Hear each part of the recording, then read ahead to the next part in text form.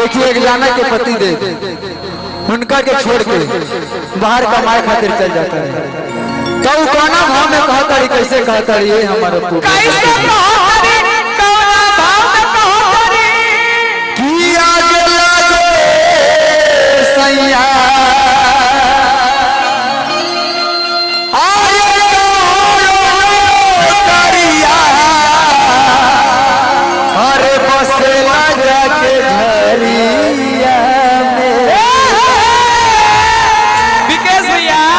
उनका मन लगे दूसरा वे बगल में बाड़ी यही से सैया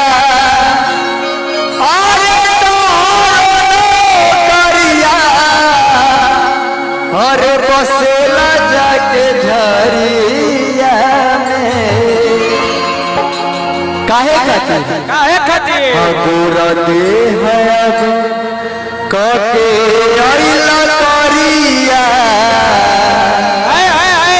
बसेला जाके झरिया में कोना भाव में कहत रे हमार गुड़िया अरे काले सैया आगे लागे सैया तो करिया बसेला जाके झरिया में पूरा देहाया के आइला करिया बसेला जाके झरिया में पूरा देहाया के आइला करिया बसेला जाके झरिया में आग लागे सैया आग लागे सैया तो करिया बसेला जाके झरिया में पूरा देहाया आइला करिया बसेला जाके झरिया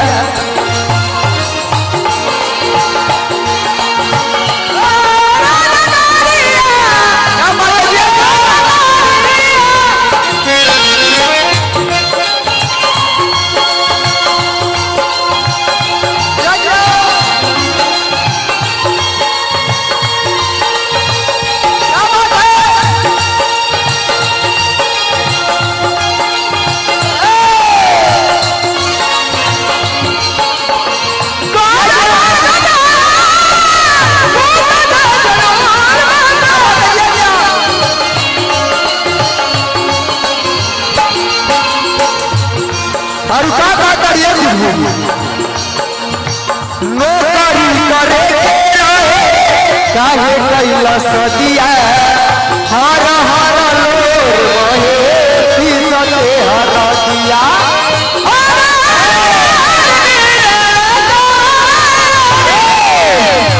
हर हर लोर बहे पीसते हर दिया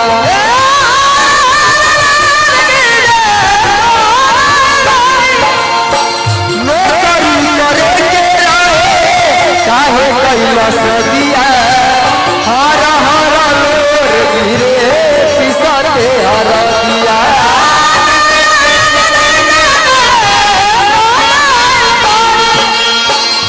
चलिया सैया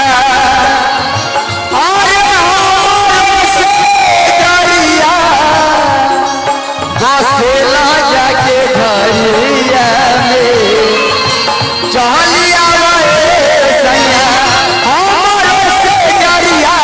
बसेला जाके झरिया में पूरा देहाया के आइला करिया बसेला जाके झरिया में पूरा देहाया आइला करिया जाके झरिया बैठी से जाजिया रोदली गुजारिया लाता धूनी बैठी से जाजिया